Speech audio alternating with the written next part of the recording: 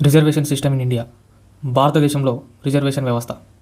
భారతదేశంలో రిజర్వేషన్ విధానం అనేది సామాజికంగా, ఆర్థికంగా వెనుకబడిన వర్గాలకు సమాన అవకాశాలు ఇవ్వడానికి ప్రభుత్వం పాటించే విధానం. చదువుకోవడంలో, ఉద్యోగాల్లో, రాజకీయాల్లో కొంత శాతం సీట్లను ప్రత్యేక వర్గాలకు కేటాయించడం. మెయిన్ ఏంటంటే చారిత్రకంగా అంటే పురాతన కాలం నుంచి జరుగుతున్న అన్యాయాలను సరిదిద్దడం.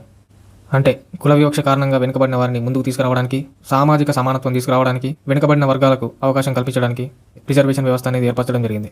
భారత రాజ్యాంగంలో కొన్ని ఆర్టికల్స్ రిజర్వేషన్ వ్యవస్థ గురించి చెప్తున్నాయి. ఆర్టికల్ 15(4), 15(5) విద్యా వ్యవస్థలో రిజర్వేషన్.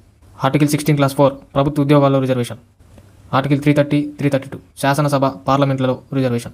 ఆర్టికల్ 15(4) గురించి ఒక ఇంట్రెస్టింగ్ టాపిక్ ఏంటంటే, అప్పట్లో 1920s మద్రాస్ రాష్ట్రంలో ఒక కమ్యూనల్ జీవో అమల్లో ఉండేది. బ్రిటిషర్స్ పెట్టిన ఒక జీవో అమల్లో ఉండేది. ఈ జీవో ప్రకారం కాలేజీలో సీట్లు కులం, మతం ప్రకారం కేటాయించేవారు. అంటే ఎగ్జాంపుల్కి బ్రాహ్మణులకు కొన్ని, నాన్ బ్రాహ్మణులకు కొన్ని, ఎస్సీలకు కొన్ని, ఎస్టీలకు కొన్ని, ముస్లింస్లకు కొన్ని, క్రైస్తవులకు కొన్ని, ఇలా మెరిట్ ఆధారంగా కాకుండా మతం ఆధారంగా, కులం ఆధారంగా సీట్లు ఇచ్చేవారు. ఇక్కడ సమస్య ఏమొచ్చిందంటే, చంపకం దొరై రాజన్ అనే ఒక బ్రాహ్మణ మహిళ మెడికల్ కాలేజీలో అడ్మిషన్ కోసం అప్లై చేసింది.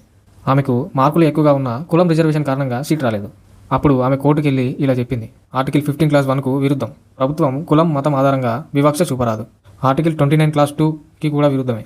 విద్యా సంస్థల్లో అడ్మిషన్ ఇవ్వడానికి కులం, మతం ఆధారంగా వివక్ష చూపించకూడదు. ఇక దీని మీద సుప్రీంకోర్టు 1951లో ఒక తీర్పు ఇచ్చింది. కమ్యూనల్ జీవో అనేది ఒక అన్కాన్స్టిట్యూషనల్ థింగ్. అంటే అది పాటించడం కరెక్ట్ కాదు. కులం ఆధారంగా సీట్లు కేటాయించడం మౌలిక హక్కులకు వ్యతిరేకం. అంటే మన ప్రాథమిక హక్కులకు వ్యతిరేకం. ఆర్టికల్ 46 ప్రకారం సామాజిక న్యాయం కోసం ఏం చేసినా అది మౌలిక హక్కులను ఉల్లంఘించకూడదని చెప్పింది. ఈ తీర్పు తర్వాత రిజర్వేషన్ వ్యవస్థ పోతుందనే భయం వచ్చింది.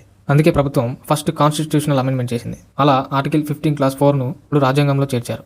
అదే సామాజికంగా మరియు విద్యాపరంగా వెనుకబడిన వర్గాల కోసం ప్రత్యేకంగా ఏర్పాట్లు చేయవచ్చు. ఇది వచ్చిన తర్వాత కాలేజీల్లో రిజర్వేషన్ అనేది చట్టబద్ధమైపోయింది.